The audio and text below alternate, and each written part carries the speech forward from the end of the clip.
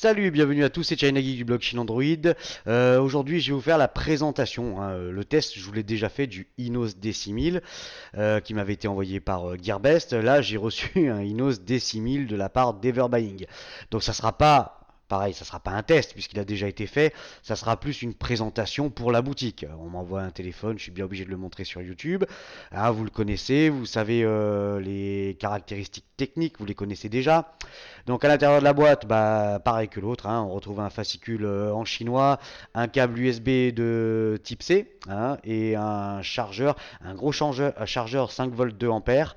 Par contre, moi là, j'avais pas d'adaptateur FR, donc ça sera à vous de faire attention ou de le demander ou voir un petit peu si on peut pas avoir ce petit adaptateur FR à l'intérieur de la boîte. Ça serait quand même une bonne chose pour nous les clients français. Donc ce Inos D6000, donc il m'a été envoyé par Everbuying cette fois-ci. C'est un smartphone avec un écran de 5,2 pouces. Il est Full HD. Il a une Gorilla Glass 3. Le processeur c'est un Snapdragon 615. C'est un MSM 8939 si je me rappelle bien. C'est un octa-core. Il a 3 Go de RAM, 32 Go de mémoire interne. Un slot SD. Il a deux batteries. Donc là, vraiment la particularité de celui-là, c'est d'avoir deux batteries et une autonomie de falabraque. Vraiment, c'est vraiment le smartphone toute endurance, hein. C'est à partir en randonnée avec, hein, il n'y a pas de souci, vous tomberez pas en panne. Donc une batterie intégrée de 2480 mAh et une batterie de 3520 mAh amovible. Donc bon, je vais vous les remontrer quand même pour la blague. Voilà. Donc, grosse batterie et une batterie intégrée. Donc je vous ressors pas tout, mais il est bien dual SIM. Il y a l'emplacement pour la micro SD 64 Go sans aucun problème.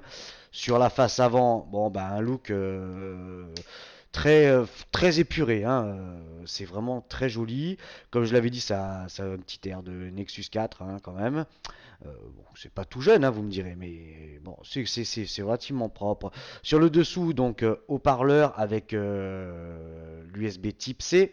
Sur le côté droit, bouton Power On/Off et le bouton de déclenchement pour l'appareil photo. Enfin, vous pouvez mettre autre chose, hein, même la caméra frontale. Donc, c'est à vous de choisir à quoi va servir le bouton. Sur le côté gauche, bouton volume plus-moins.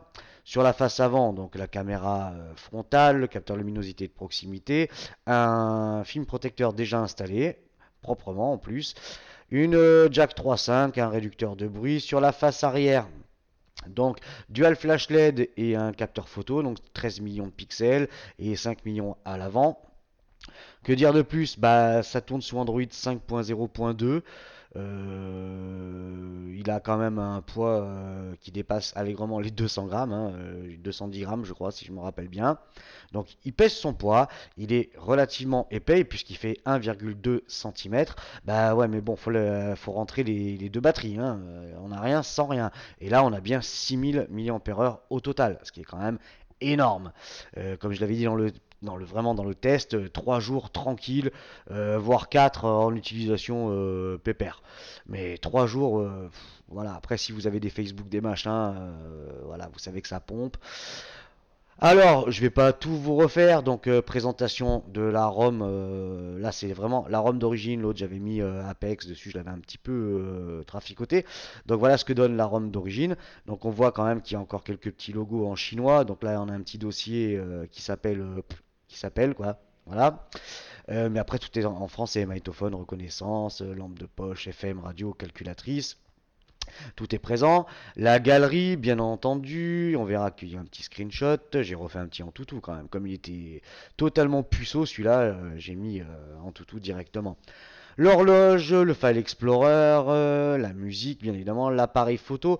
Alors l'appareil photo, voilà, je vous refais pas les tests puisque vous avez déjà eu toutes les screenshots que j'avais fait.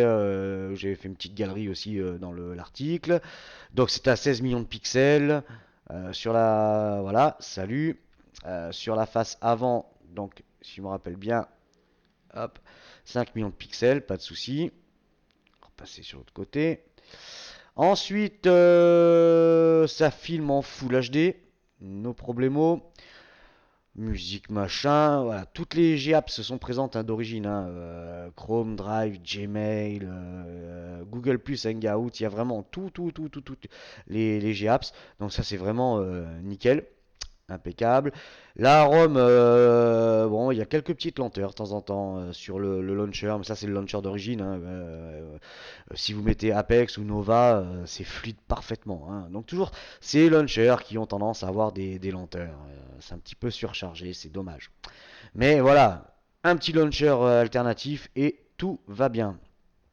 Ensuite, les paramètres. Bon, bah, les paramètres, on change rien. Et comme je vous le disais dans le test, il reste quand même des applis en anglais, donc buttons. Voilà, voilà, on trouve de l'anglais.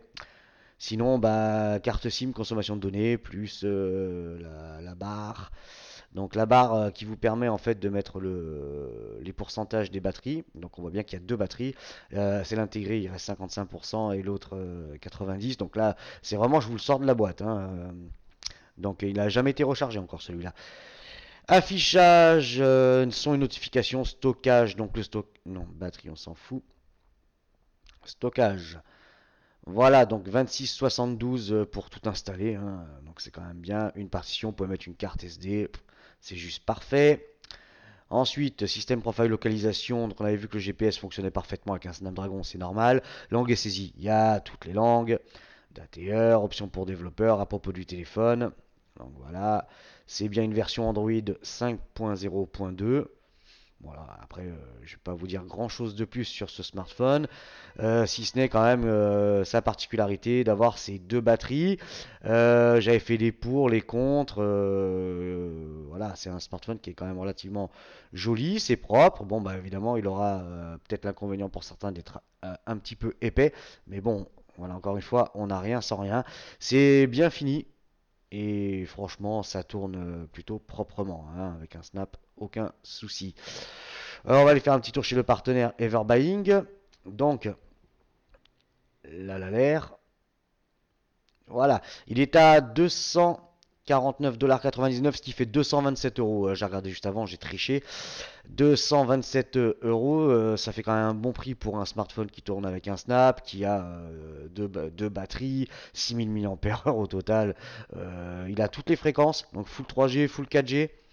J'ai pas de soucis particuliers avec le réseau, la Wi-Fi ça capte bien. Non, franchement, il n'y a vraiment rien à dire. Alors, description, clic, voilà.